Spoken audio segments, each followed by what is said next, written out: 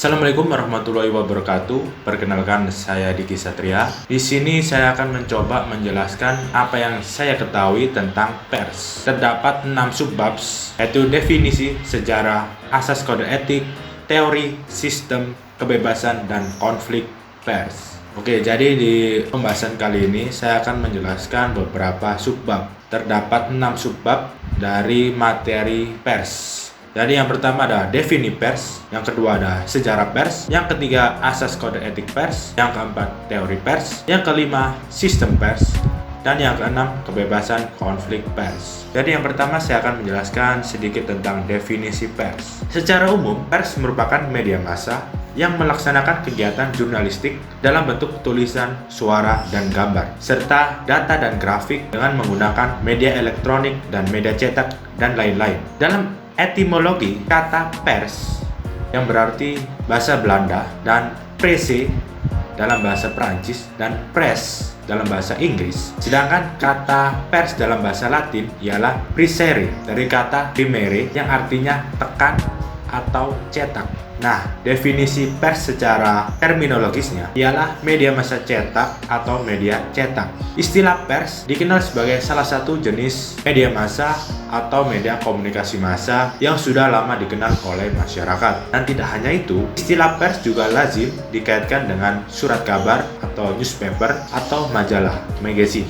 Dalam UU nomor 40 tahun 1999, pers adalah lembaga sosial dan wahana komunikasi massa yang melaksanakan kegiatan jurnalistik meliputi mencari, memperoleh, memiliki, menyimpan, mengolah, dan menyampaikan informasi baik dalam bentuk tulisan, suara, dan gambar, serta data dan grafik maupun dalam bentuk lainnya dengan menggunakan media cetak, media elektronik, dan segala jenis saluran yang tersedia. Nah, dalam Kamus Lengkap Bahasa Indonesia, pers didefinisikan sebagai usaha percetakan dan penerbitan. Orang yang bergerak dalam penyiaran berita disebut sebagai wartawan atau penyiar berita atau jurnalis yang menyampaikan berita melalui koran, majalah, televisi, radio, dan sebagainya. Nah, sekarang definisi pers menurut para ahli. Saya mengutip 3 ahli. Yang pertama ada R.E.F. Saifullah Fatah yang menjelaskan pers merupakan pilar keempat bagi demokrasi atau the fourth estate of democracy dan mempunyai peranan yang penting dalam membangun kepercayaan, kredibilitas, bahkan legitimasi pemerintah.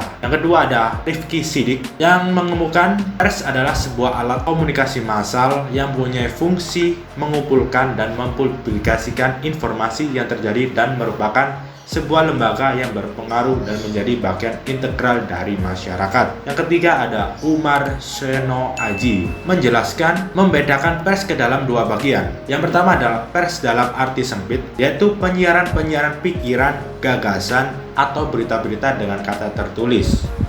Dan yang kedua ada pers dalam arti luas, yaitu memasukkan di dalamnya semua media massa communication yang memancarkan pikiran dan perasaan seseorang baik dengan kata-kata tertulis maupun dengan lisan. Nah, yang kedua kita masuk sejarah pers. Dalam sejarah pers terdapat 7 masa. Yang pertama ada masa penjajahan Belanda. Jadi pada tahun 1615 atas perintah Jan Pieterszoon Coen yang kemudian pada tahun 1619 menjadi Gubernur Jenderal VOC diterbitkan Memoires der Novelles yang ditulis dengan tangan. Dengan demikian dapatlah dikatakan bahwa surat kabar pertama di Indonesia ialah suatu penerbitan pemerintah VOC. Pada Maret 1688 tiba mesin cetak pertama di Indonesia dari negeri Belanda. Atas instruksi pemerintah diterbitkan surat kabar tercetak pertama dan dalam nomor perkenalannya dimuat ketentuan-ketentuan perjanjian antara Belanda dengan Sultan Makassar. Setelah surat kabar pertama, kemudian terbitlah surat kabar yang diusahakan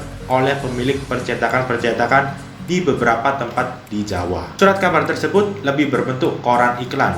Fungsinya untuk membantu pemerintahan kolonial Belanda. Yang kedua, masa pendudukan Jepang. Pada masa ini, surat kabar Indonesia yang semula berusaha dan berdiri sendiri dipaksa bergabung menjadi satu dan segala bidang usahanya disesuaikan dengan rencana-rencana serta tujuan-tujuan tentara Jepang untuk memenangkan apa yang mereka namakan Daitoa Sensu atau Perang Asia Timur Raya. Dengan demikian, di zaman pendudukan Jepang, pers merupakan alat Jepang. Kabar-kabar dan karangan-karangan yang dimuat hanyalah pro-Jepang semata. Yang ketiga ada masa revolusi fisik. Peranan yang telah dilakukan oleh pers kita di saat-saat proklamasi kemerdekaan dicetuskan dengan sendirinya sejalan dengan perjuangan rakyat Indonesia. Bahkan tidak sedikit dari para wartawan yang langsung turut serta dalam usaha-usaha proklamasi. Semboyan sekali merdeka tetap merdeka menjadi pegangan teguh bagi para wartawan. Periode tahun 1945 sampai 1949 yang biasa dinamakan revolusi fisik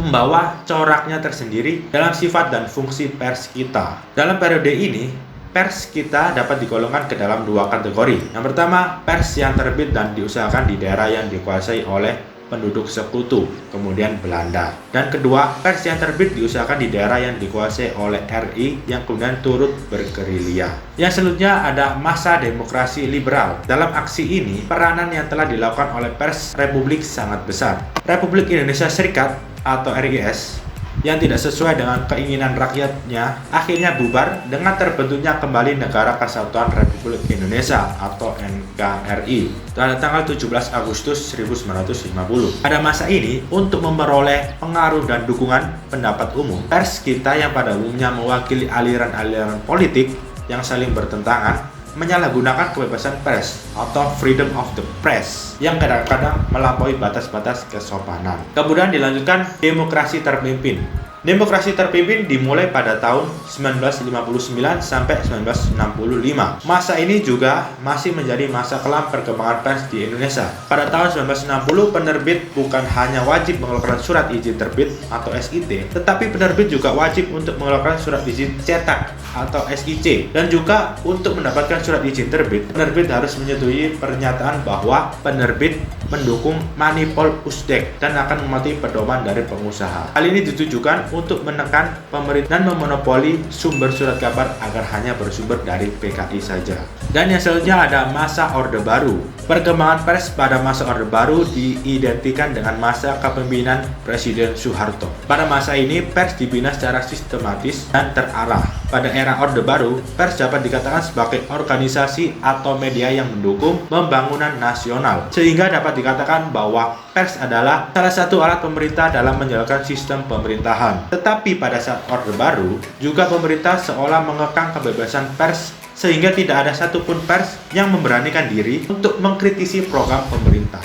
Yang terakhir ada era reformasi. Perkembangan pers dimulai dari pimpinan B.J. Habibie sampai saat ini, yaitu pimpinan Presiden kita Joko Widodo. Pada masa ini perkembangan pers sudah mulai membaik dan pers lebih bebas dalam memberikan informasi-informasi terhadap masyarakat, baik informasi terkait politik, pemerintahan, dan informasi lainnya. Selain itu, pada masa ini, pers juga mulai berani mengkritisi kebijakan pemerintah. Indeks kebebasan pers menunjukkan bahwa kondisi kebebasan pers Indonesia lebih baik dari sebelumnya. Tapi meskipun sudah membaik dari sebelumnya, ranking kebebasan pers Indonesia di dunia tetaplah masih terhitung rendah dibandingkan dengan negara lainnya. Maka dari itu perlu ditingkatkan lagi agar semakin lebih baik lagi. Oke, lanjut. Di sini ada fungsi pers. Sebagai media, fungsi utama pers adalah publikasi atau penyebarluasan informasi yang penting dan ingin diketahui publik. Di sini terdapat 5 fungsi pers. Yang pertama, sebagai media informasi, yaitu untuk mencari serta menyampaikan informasi yang valid kepada masyarakat. Yang kedua, sebagai media pendidikan, untuk memperkaya wawasan serta pengetahuan tentang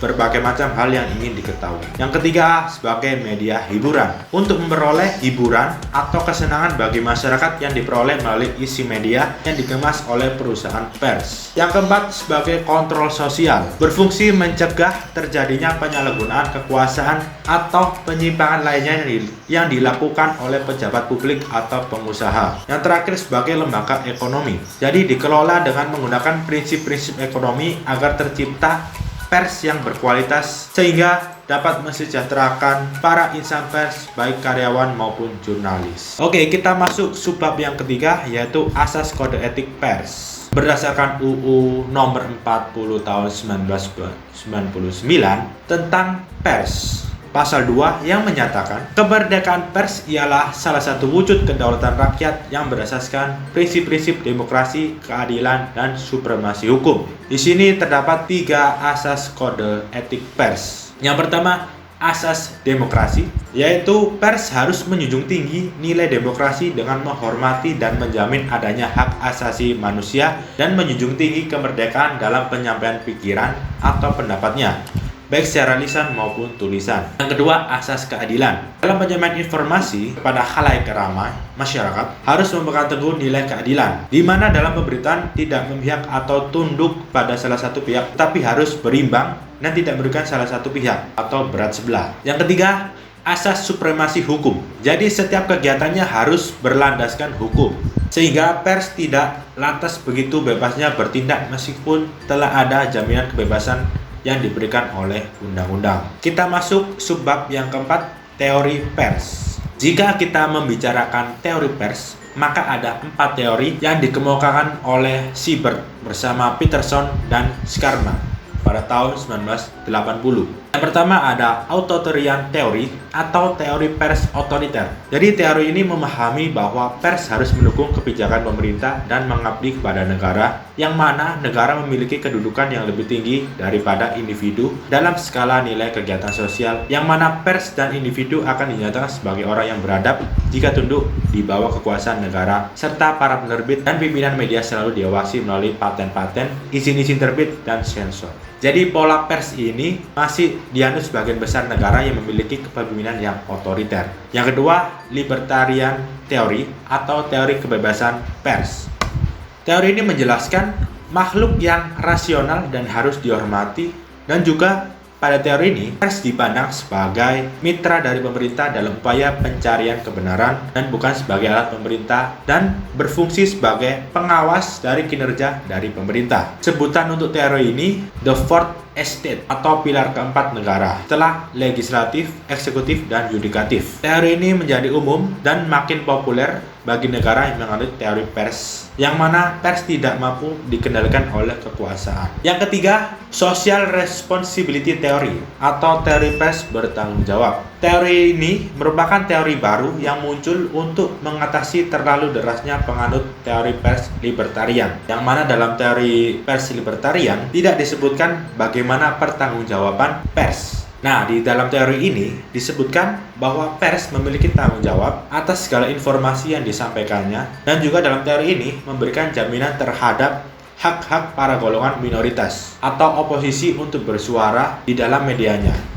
Hal inilah yang tidak terdapat di dalam teori pers lainnya. Para penganut teori ini adalah negara-negara yang menganut sistem demokrasi dalam pemerintahannya. Yang terakhir ada The Soviet Communist Theory atau teori pers komunis Soviet. Dalam teori ini menopang kehidupan pada sistem sosialis komunis, yakni setiap kehidupan dan perilaku pers selalu diawasi oleh pemerintah. Oleh karenanya, negara-negara yang menganut teori ini tidak mengenal yang namanya kebebasan pers, yang ada hanyalah kebebasan pers pemerintah. Ada juga perbedaan teori pers yang membedakan antara teori ini dan teori pers sebelumnya. Yang pertama, dihilangkannya motif profit atau prinsip untuk menentukan biaya pada media. Yang kedua, menomorduakan topikalitas atau apa yang sedang ramai dibicarakan. Yang ketiga, orientasi pers ini berada pada perkembangan dan perubahan pada masyarakat komunis. Kita lanjut masuk subbab yang kelima, sistem pers. Jadi, sistem pers di Indonesia telah diatur oleh Undang-Undang Nomor 40 Tahun 1999 tentang pers. Dalam ketentuan itu disebutkan bahwa pers adalah lembaga sosial dan wahana komunikasi massa yang melaksanakan kegiatan jurnalistik meliputi mencari, memperoleh, memiliki, menyimpan, mengolah, dan menyampaikan informasi baik dalam bentuk tulisan, suara, gambar, suara dan gambar, serta data dan grafik, maupun dalam bentuk lainnya dengan menggunakan media cetak, media elektronik, dan segala jenis uraian yang tersedia.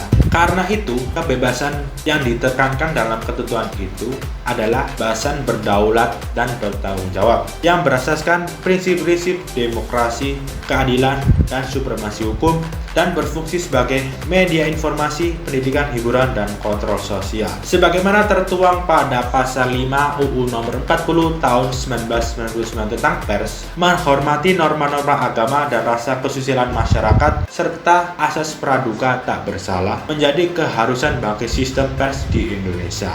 Oke, kita lanjut subbab yang terakhir, yaitu kebebasan konflik pers. Jadi kebebasan pers di Indonesia mengemban kewajiban-kewajiban sebagaimana diatur dalam UU Pers. Dalam penjelasan UU Nomor 40 Tahun 1999, Pasal 4 Ayat 1 ditegaskan, kemerdekaan pers adalah kemerdekaan yang disertai kesadaran pentingnya penegakan supremasi hukum yang dilaksanakan oleh pengadilan dan tanggung jawab profesi yang dijabarkan dalam kode etik jurnalistik. Seperti yang diungkapkan oleh Muchtar Lubis, kebebasan pers merupakan satu unsur di dalam peradaban manusia yang maju dan bermanfaat tinggi dan yang menghormati nilai-nilai kemanusiaan. Jika kebebasan pers itu tidak ada, maka martabat manusia menjadi hilang. Magnis Suseno juga berpendapat, kebebasan pers adalah kebebasan yang diberikan oleh masyarakat dan pemerintah dalam pencairan berita dengan maksud masyarakat sebagai penikmat berita dan pemerintah yang memiliki kewenangan berkewajiban untuk menjamin kebebasan pers ini. Dalam artian masyarakat dan pemerintah memiliki kewajiban untuk tidak memberikan tekanan terhadap apa yang akan diberikan pers. Oke teman-teman, jadi itulah sedikit informasi yang saya ketahui tentang pers. Terdapat definisi pers, sejarah pers, asas kode etik, teori pers, sistem pers, dan yang terakhir kebebasan pers. Oke, semoga video ini bermanfaat untuk kalian. Jika video ini bermanfaat, silakan like dan komen-komen di bawah. Dan jangan lupa subscribe channel ini agar semakin berkembang ke depannya. Sampai jumpa di video-video selanjutnya. See you.